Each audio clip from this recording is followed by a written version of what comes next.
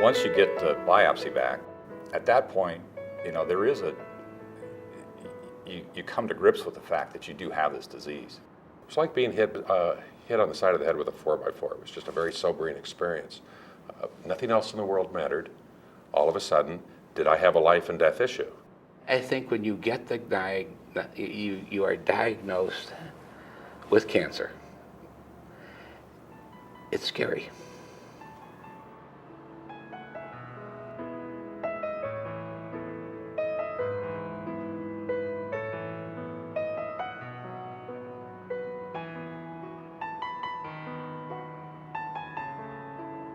I'd be hard-pressed to understand how anybody could go through this and not be afraid. The doctors told me there's a way out of this. You just have to approach it and say, what am I going to do about that, and how am I going to go forward? That's a diagnosis that I had. I can't do anything about it. All I can do is improve on the situation as it occurs, and the only way you can do that is to be optimistic. I went to a movie that afternoon, after diagnosis, and thought I would think it over. I sent an email out to about 50 friends and said, I have been diagnosed with prostate cancer, and I want you to be aware of it, and here's what's going on. I was quite concerned about how other people would deal with my diagnosis and so on. Would they become unglued? Would they become hyper emotional? Would they suffer? My wife was involved from the beginning. I didn't tell the rest of the family until I knew what it was. My wife knew, and I have 4 boys, so I told them just to alert them that they might have some concerns down the road. Don't be quiet about it. Talk to your friends about it, and you might be surprised at how much support they'll give you.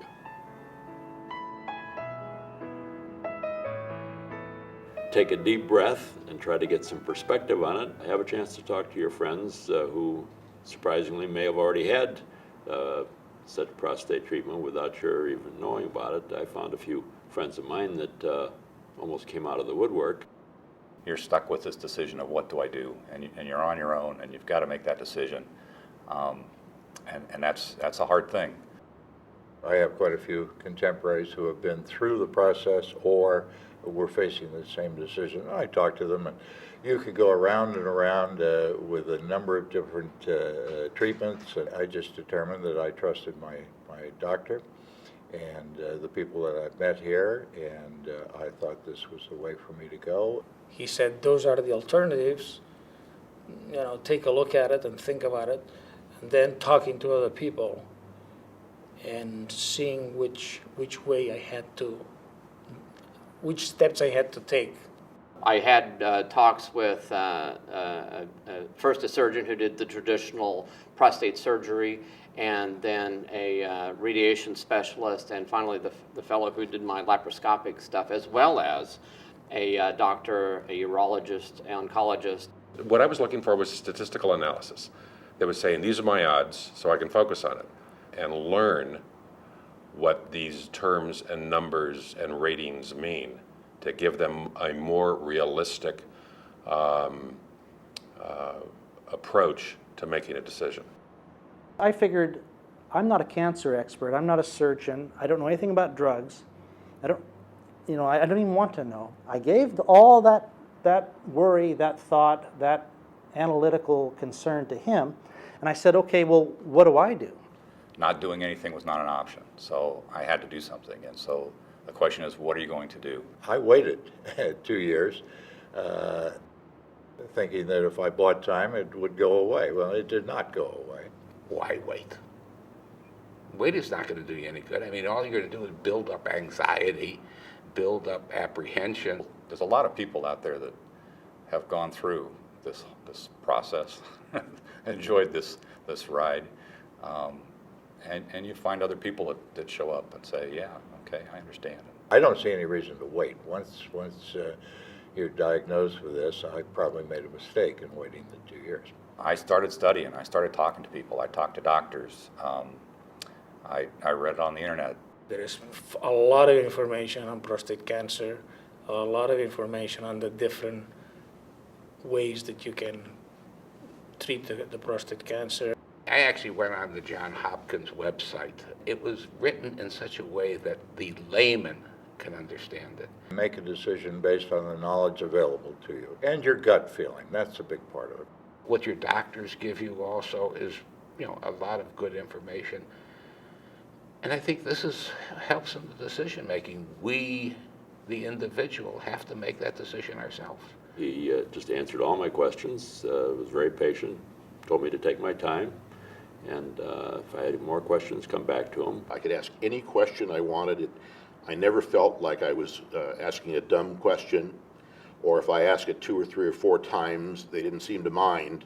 You don't know what's going to happen. If somebody tells you that is going to happen, expect that, don't worry about this issue, it's not just the word from the doctor. It's really important to formulate a plan, and I think that was one of the things that I had in mind when I selected radiation, is that I would not be laid up for a period of time. For me, the choice was surgery, and that has its side effects. The recovery is long, it's slow. It takes patience. In mid-afternoon, after the early morning treatment, I just didn't have as much pep as I had been having. I had the feeling that this was the guy, because he seemed to have it all in hand, and it offered me the best opportunities for least time in the hospital and least side effects. Once we started, the routine of coming in for 5 days a week for 9 weeks became a totally normal, natural process. Once I started the treatment, it was a cakewalk. I mean, it was just really no problems, no anxieties. We're going to lick it, and we did.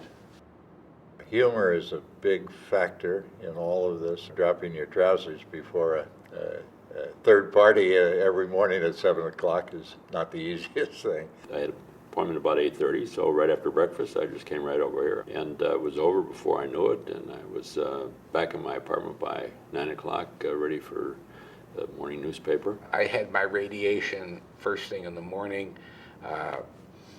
I was at work by 9:30, 10 o'clock, and had absolutely no problems at all. I exercised every single day until the day I had the operation to make sure that I ate correctly, and I exercise every day to say, the day I go to the operation table, I want to be physically fit, if I can.